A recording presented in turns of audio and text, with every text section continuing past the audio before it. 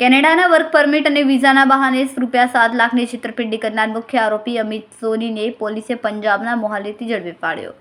આરોપી મોહાલીમાં scientific group of consultant નામની firm ચલાવીને ફેસબુક, ઇન્સ્ટાગ્રામ દ્વારા લોકોનો સંપર્ક કરતો અને નકલી વર્ક પરમિટ મોકલીને પૈસા પડાવતો. પકડાયેલા આરોપી સામે સુરત ઉપરાંત ગાંધીનગર અને રાજકોટમાં પણ છેતરપિંડી અંગેની NCCRP પોર્ટલ પર ફરિયાદો નોંધાયેલી મળી આવી છે. કેનેડાના વર્ક પરમિટ અથવા વિઝા કરાવી આપવાની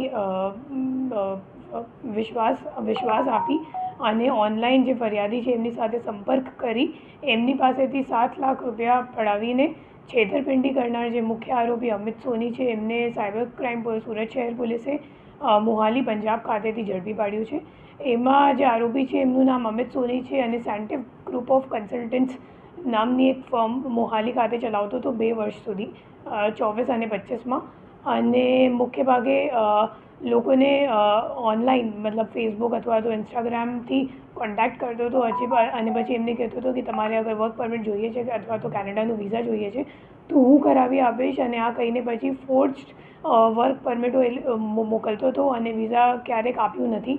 અને આ બાબતની છેતરપિંડીની ફરિયાદ સુરત શહેર સાયબર સેલ ખાતે નોંધવામાં આવી હતી, જેની અત્યારે ડિટેક્શન કરવામાં આવ્યું છે.